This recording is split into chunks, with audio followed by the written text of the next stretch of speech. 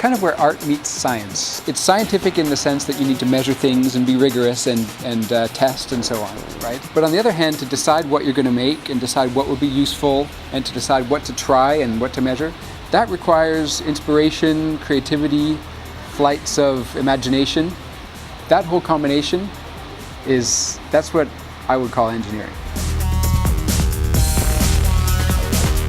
I like engineering because I think it's the closest thing to being godlike as anybody can be.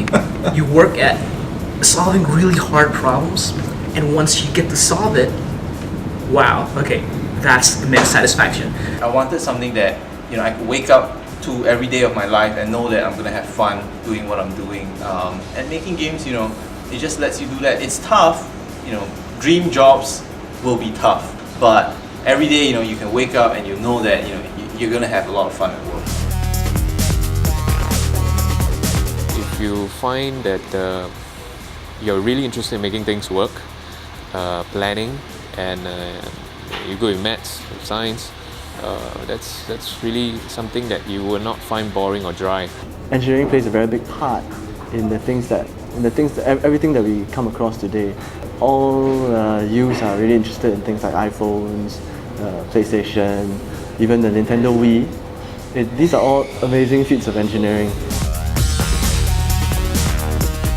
The basic idea behind engineering and creativity is that something doesn't exist and you are going to create something. The world was made by whoever, Mother Nature, and everything else that you see in it today has been created, and in the majority of cases by engineers.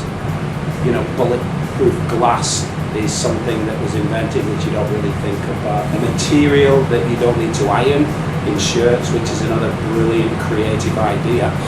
In the same way you would build a website, you would build something fascinating and intuitive and involving.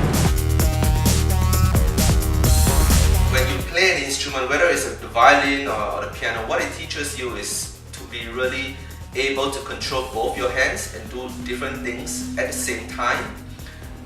Multitasking, which is what an engineer does all the time, is you're able to zoom into details, each and every note and nuance, and how you pull the string or how you play the piano, how you improvise on that scale, and yet be always cognizant of the big picture, the whole symphony orchestra or the whole chord progression in the song. So if you're building a bridge, you need to know how big is it going to be, you need to know how it's going to look like, you need to know which part of it you're building. But you might be assigned to building that one little element in the whole bridge or in the whole building or in the software program. But you need to know the big picture, and yet you need to be able to concentrate and focus on the small details. And engineering teaches you to do that. So whether you are a musician or you're an engineer, they are really very complementary skills. Don't be afraid of failure.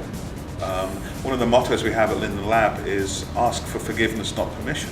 So if you come up with a good idea and you think it's going to work, just do it. And if it doesn't work, then that's fine. As long as you learn something from the experience, it's always a positive thing to do. And you can't be great at something that you don't love. So you have to be true to yourself. Is this something you'd like to do? Am I having fun at this?